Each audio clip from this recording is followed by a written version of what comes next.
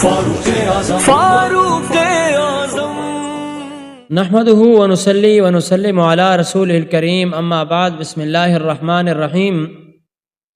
محمد الرسول اللہ والذین معه اشداء علی الکفار رحماء بینہم صدق اللہ العظیم۔ ہمارا مشن یہی ہے کہ صحابہ اکرام رضی اللہ تعالی عنہم اجمعین کی جماعت کو ہمیشہ قرآن کے آئینے میں دیکھا جائے۔ جب آپ قرآن کی نظر میں دیکھیں گے تو ہر صحابی کا مقام آپ کو بالا بلند نظر آئے گا، اور جن کے مقام اللہ رب العالمین نے خود تقسیم فرمایا ہے کہ جنہوں نے ہجرت سے پہلے اسلام قبول کیا ان کی شان عظمت اور ہے، اور جنہوں نے فتح مکہ کے بعد ایمان قبول کیا ان کی شان اور عظمت اور ہے۔ لیکن حضرت عمر فاروق رضی اللہ تعالیٰ عنہ انہی شخصیات میں سے ہیں کہ جنہوں نے مکہ فتح سے بھی پہلے اور ہجرت سے بھی پہلے، بلکہ ابتدائی دور جو مکہ المکرمہ کا تھا، مشرکین کی انتہا درجے کی نبی کریم صلی اللہ علیہ وسلم کے ساتھ مخالفت تھی۔ اللہ کے رسول صلی اللہ علیہ وسلم کو اللہ کا نام، اللہ کی توحید بیان کرنے کے اندر بہت زیادہ مشکل اور دقت ہوتی تھی، اور مشرکین کے رات دن یہی پروگرام ہوتے تھے کہ رسول اکرم صلی اللہ علیہ وسلم کی جو آواز اللہ کی توحید پر اٹھنے والی ہے اس کو بند کیا جائے۔ پہلے تو انہوں نے پیار محبت سے رسول اکرم صلی اللہ علیہ وسلم کو منع فرمایا کہ اس بات سے رک جاؤ، لیکن میرے پیغمبر نے فرمایا میں اس بات سے نہیں رک سکتا، کیونکہ یہ اللہ کا حکم ہے، اللہ کی توحید انسانوں تک پہنچانا ہے، اللہ کی معرفت کروانی ہے۔ تو اس کے بعد ناظرین اکرام، دوسرے نمبر پہ رسول اکرم صلی اللہ علیہ وسلم کو دنیا کا مال اور سونے کا لالچ دیا، پر اللہ کے رسول صلی اللہ علیہ وسلم نے اس بات کو بھی نہ مانا۔ تیسرے نمبر پہ فرمایا کہ اے محمد رسول اللہ صلی اللہ علیہ وسلم، آپ اگر چاہتے ہیں تو ہم مکہ کی حسین و جمیل لڑکی آپ کے قدموں میں اور آپ کے ساتھ نکاح کر کے دینا چاہتے ہیں۔ رسول اکرم صلی اللہ علیہ وسلم نے ہر بات کو ٹھکرایا۔ پھر مشرکین مکہ نے یہ کوششیں کی کہ رسول اکرم صلی اللہ علیہ وسلم کی آواز کو کس طریقے سے دبایا جائے، تو پھر انہوں نے کوشش کی کہ کسی نے اذیتیں پہنچائیں، تکلیفیں دیں، قرآن پڑھنے سے روکا گیا، خانہ کعبہ کے اندر نماز پڑھنے سے روکا گیا، قرآن کی تلاوت کرنے سے روکا گیا، ہر اذیت اللہ کے رسول صلی اللہ علیہ وسلم کو پہنچائی گئی۔ آخر کار انہوں نے کیا کہ ان سارے حربوں سے آپ صلی اللہ علیہ وسلم رکنے والے تو نہیں ہیں، یہ تو اپنا کام جاری کیے ہوئے ہیں، تو اس کے لیے کسی نوجوان کو، کچھ لوگوں کو تیار کریں، رسول اکرم صلی اللہ علیہ وسلم کو قتل کیا جائے، نعوذ باللہ۔ تو انہوں نے مشورہ کیا اور پھر انعام مقرر کیا۔ تو پھر حضرت عمر رضی اللہ تعالیٰ عنہ انہی نوجوانوں میں سے تھے جن کے جوانی شباب عروج پر تھا، اور غصہ اور جلال بھی اپنا عروج پر ہوا کرتا تھا۔ تو مشرکین نے حضرت عمر فاروق کا رخ اس طرف پھیرا، تو اس کی تیاری سے تلوار لے کر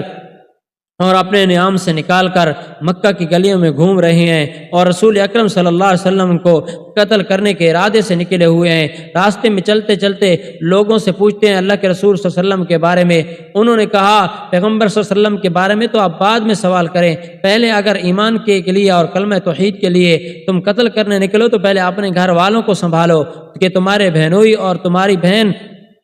وہ ایمان قبول کر چکے ہیں۔ حضرت عمر فاروق رضی اللہ تعالیٰ عنہ اسی غصے کی حالت میں اب اللہ کے رسول صلی اللہ علیہ وسلم کا خیال چھوٹ جاتا ہے، اور پھر اسی طریقے سے اپنی بہن کے گھر گھس جاتے ہیں، اور جب بغیر اجازت کے داخل ہوتے ہیں تو جب دیکھتے ہیں تو وہ خوفزدہ ہو جاتے ہیں، اور اس کے بعد انہوں نے قرآن کو بند کر کے ایک سائڈ پہ رکھ دیتی ہیں، اور حضرت عمر رضی اللہ تعالیٰ عنہ فرماتے ہیں تم کیا پڑھ رہے ہو، کیا کچھ کر رہے ہو۔ انہوں نے اپنی مجبوری کے حالات کی وجہ سے باتیں چھپائیں کہ اس وقت دین اسلام کا نام لینا بھی بہت مشکل تھا، کلمہ پڑھنا رسول اکرم صلی اللہ علیہ وسلم کا بڑا مشکل تھا۔ تو پھر حضرت عمر رضی اللہ تعالیٰ عنہ نے اپنے بہنوئی کو بھی بہت زیادہ مارا اور اپنے بہن کو بھی بہت زیادہ مارا۔ آخر مارتے مارتے تھکے تو حضرت عمر رضی اللہ تعالیٰ عنہ کی بہن کہنے لگی عمر تو جتنا مجھے مار دے گا، میں محمد الرسول اللہ صلی اللہ علیہ وسلم کے ساتھ کلمہ پڑھ چکی ہوں اور اس کے قرآن سے میں وابستہ ہو چکی ہوں، کسی طریقے سے میں پیچھے ہٹنے والا نہیں ہوں۔ اگر تیرے اندر خطاب کا خون ہے تو میں اس خطاب کی بیٹی ہوں، میرے اندر بھی وہی خون دوڑتا ہے، جو کچھ کرنا ہے کر لے، میں نہ تو تجھے کچھ بتاتی ہوں اور نہ تجھے یہ بات بھی واضح کر دوں کہ کلمہ چھوڑنے کے لیے بھی تیار نہیں ہوں۔ تو حضرت عمر رضی اللہ تعالیٰ عنہ جب تھکے تو پوچھا کہ بہن ذرا یہ تم بتا تو پڑھ کیا رہی ہے، مجھے کچھ تو آگاہ کر۔ تو حضرت کی بہن بڑے خوفزدہ ہو کے وہ قرآن کے جو الفاظ لکھے ہوئے تھے سورۃ طٰہٰ کی ابتدائی آیات تھی، تو جب حضرت عمر فاروق رضی اللہ تعالیٰ عنہ کی خدمت کے اندر وَاہا ما انزلنا علیک القرآن لتشکا الا تذکرۃ لمن یخشی تنزیلا ممن خلق الارض والسماوات العلی الرحمن علی العرش استوی، یہ آیتیں پڑھی گئی۔ پہلا ہی رکوع پڑھا تھا کہ حضرت عمر فاروق رضی اللہ تعالیٰ عنہ کا سر جھکتا آیا ہوا جھکتا ہوا، بعد میں کہنے لگے بہن اور بہنوں سے مجھے مزید قرآن سناؤ۔ جب کچھ بہت قرآن پڑھا گیا تو کہنے لگے میرا ارادہ تو بہت غلط تھا، میں رسول اکرم صلی اللہ علیہ وسلم کو قتل کرنے کے ارادے سے نکلا تھا، لیکن اب مجھے جلدی جلدی چلاؤ اور میں اللہ کے رسول صلی اللہ علیہ وسلم سے خدمت میں جانا، کلمہ پڑھنا چاہتا ہوں۔ تو حضرت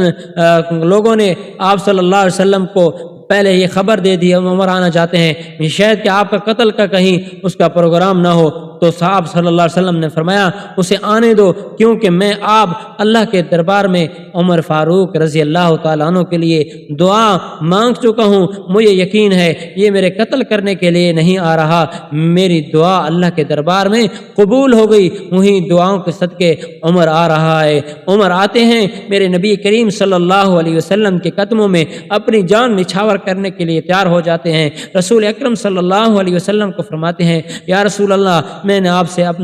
قتل کے ارادے سے نکلا تھا، آپ سے پہلے بھی دشمنی کمال درجے کی کر چکا ہوں، لیکن میں نے قرآن اللہ کا کلام سنا ہے، یا رسول اللہ مجھے کلمہ پڑھاؤ۔ اللہ کے رسول صلی اللہ علیہ وسلم نے حضرت عمر فاروق رضی اللہ تعالیٰ عنہ کو کلمہ پڑھایا۔ کلمہ پڑھتے ہیں تو جوش میں آتے ہیں، یا رسول اللہ جب تک عمر ایمان نہیں لایا تھا، عمر کے دل میں ایمان نہیں تھا، عمر کے دل میں کلمہ توحید نہیں تھا، تو پہلے تو آپ ڈر کے دار ارقم کی اس چار دیواری کے اندر خوف زدہ ہو کے نماز پڑھا کرتے تھے، قرآن کی تلاوت کرتے تھے، اپنے چند 10 12 14 ساتھیوں کو تعلیم کیا کرتے تھے۔ لیکن آج عمر آ گیا ہے، جیسے عمر دور جاہلیت کے اندر ایک ناڈر اور بہادر انسان تھا، آج اسلام کے لیے عمر کی جان حاضر ہے، محمد رسول اللہ صلی اللہ تعالی علیہ وسلم کے لیے جان حاضر ہے، اسلام کے لیے عمر جان قربان کرنے کے لیے تیار ہے۔ تو ناظرین کرام، حضرت عمر فرمایا جو کچھ ہو گیا پہلے جتنا عرصہ ہو گیا خاموشی سے سارا کام ہو گیا، عمر ایمان لائے اور اس کے بعد مکہ کے اندر خاموشی سے دین کا کام ہو، ایسا نہیں ہو سکتا۔ تو یہ عمر ہے میرے دوستو بھائیو۔ آج دنیا حضرت عمر فاروق رضی اللہ تعالیٰ عنہ اور ابو بکر صدیق رضی اللہ تعالیٰ عنہ کی مستاحیاں کرتے ہیں۔ عمر فاروق تو وہ ہیں، یاد رکھو میرے دوستو، جن کی بارے میں میرا اللہ رب العالمین جن کی رائے اور جن کی سوچ کے مطابق اللہ کریم علماء فرماتے ہیں، مفسرین نے کتابوں میں لکھا کہ حضرت عمر فاروق رضی اللہ تعالیٰ عنہ نے تمنا کی، اللہ کے رسول صلی اللہ علیہ وسلم کے سامنے اپنے خواہش کا اظہار کیا، اللہ رب العالمین نے اسی کو قرآن بنا کے نازل کر دیا۔ آپ دیکھیں بدر کا موقع تو حضرت عمر رضی اللہ تعالیٰ عنہ کا مشورہ تھا کہ ان بدر کے قیدیوں کو، جو 70 قیدی ہیں، ان کو آزاد نہیں کرنا چاہیے، فدیہ نہیں لینا چاہیے، بلکہ ان کو ہر رشتہ دار کے ہاتھ میں دے کر قتل کروانا چاہیے۔ رسول اکرم صلی اللہ علیہ وسلم نے ابو بکر صدیق کا مشورہ اور دوسرے صحابہ کا مشورہ مانا، اور اسی نیت سے کہ بعد میں شاید مسلمان ہو جائے، لیکن اللہ رب العالمین نے قرآن مجید نازل کر کے فرمایا ما کان للنبی ان یکون له اسرى حتى یسخن فی الارض، اے میرے پیغمبر صلی اللہ علیہ وسلم آپ کے لیے جائز نہیں تھا کہ آپ ان قیدیوں کو آزاد کر دیتے، بلکہ ان کو تو قتل کرنا تھا۔ وہی بات ٹھیک تھی حضرت عمر فاروق رضی اللہ تعالیٰ عنہ کہہ رہے تھے۔ آگے چلیے میرے دوستو بھائیو، کئی مقامات ہیں، بعض علماء کرام نے 18 مقام لکھے ہیں اور بعض علماء نے حضرت عمر فاروق رضی اللہ تعالیٰ عنہ کی رائے پر نازل انہوں نے 22 مقام لکھے ہیں۔ دوسرا مقام کے حضرت عمر فاروق رضی اللہ تعالیٰ عنہ